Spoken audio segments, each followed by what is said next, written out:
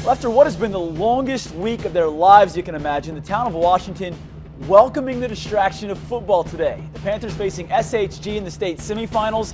And how's this for irony? As one Washington player tweeted, "We play the Cyclones on Washington Street." Washington in the semis for the first time in 18 years, 12-0, and playing with the weight of an entire town on their shoulders. SHG on a mission for their first trip to state in 5 years. Late first quarter, already 7-zip Cyclones. Gabe Green going to hit Malik Turner, the Illini commit, over the middle. 19-yard score. Sykes would lead 23-7 at the break. Third quarter, Colton Marshall just lost his home trying to lead the Panthers' comeback. Connects with Casey Danley for a 34-yard score. 23-14 SHG. Panthers driving again, down 9. Marshall fumbles the rock. Big turning point here. Malik Turner has the ball. SHG gets a huge break, and then they capitalize in a hurry. Gabe Green finds senior Nate Lois in the corner, his second touchdown reception of the game. 30-14 SHG pulling away, and then Malik Turner capping off an outstanding game for the senior. Going to make about 4 or 5 Panthers miss, and he outruns 11 guys on the way to his happy place. SHG wins 44-14. They'll face Montini in the 5A title. Feels great, all our hard work in the summer is paying off, and I'm proud of my team, and I'm proud of how much that we've progressed throughout the season. It's a great feeling. Oh my gosh, I feel like I'm going to Disney World times like 378. It's a great feeling. I mean, it's something. It's unlike any other feeling. I know we haven't been there for a while. We just can't wait, and we're just really blessed. Why 378? I'm just saying.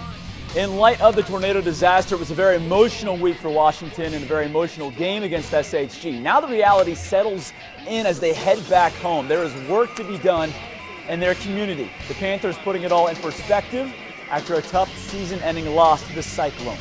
The worst thing is, you get to this game or next week and you lose that game, you tend to focus on that game instead of, the first team in a 90-year strong tradition school to win 12 games in a row, to get us back to the semis for the first time since 1985. And, the other thing I just reiterated with them, probably my most proud thing in this whole year was how they were conducting themselves Sunday after our tragedy. Welcome back to the Blitz. If we've learned anything in Class 4A, Rochester is better than you. If they aren't, Derek Leonard will come up with a game plan to outsmart you. The Rockets on the road to 4P and following the same script all over again. Rochester facing Rock Island ALLEMAN, the same team they beat in the 2010 and 2012 state title. First quarter, Robbie Kelly to Drew Hill for 6, 12-7 RHS on top. Then it's going to be Robbie Kelly to Drake Berberet. Those two go together well, huh? Kelly had 5 touchdown passes in the game. It's now 25-7 Rockets, and we got to have a Drake Berberet rushing touchdown. That completes every highlight. There it is. It's a blowout. Rochester rolls to a 4th consecutive state title game. They get Geneseo next. Man, just a big win. What can you say? I mean, going to another state championship, so that's a great feeling. I thought the kids played great. Defense was good. We bended, we didn't break. We got to start off, like I said, better early on. But overall, man, if you win like this in the semifinals, you're doing something right. I'd agree. Class 3A, SJO facing Greenville. The Spartans looking to scratch the 7-year itch the last time they went to the championship. Second quarter, Dalton Walsh pressured. Heaves end zone, tipped into the hands of Hunter Hart. Better to be good than lucky? Yeah, 32-zip Spartans. Later in the second, keep an eye on Seth Griswold. Oh! Lays one of those hits that gives you a few extra imaginary friends. I love those ones. Greenville will get on the board. Tyler Hutchinson hits Austin Lawrence. Nice move. Scoots to the end zone, but it's still 32-6 SJO. You get the feel here. Spartans are going to win. The defense had quite a day. Hutchinson's pass gets caught in the wind, picked off by Brady DePratt. SJO wins 44-21. They're going to face Stillman Valley in the state championship. In 2A, Auburn battling Staunton. Neither team has ever played for a state title. Early on, Staunton's Jake Brune hooks up with Jonathan Allison.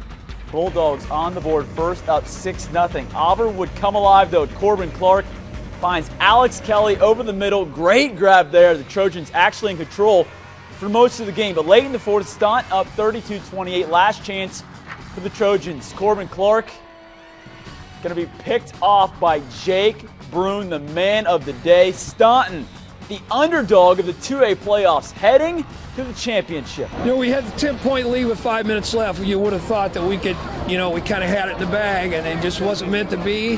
Number 7 did a great job there towards the end. It's just unreal. Unreal. Started 5-4 coming into the offseason.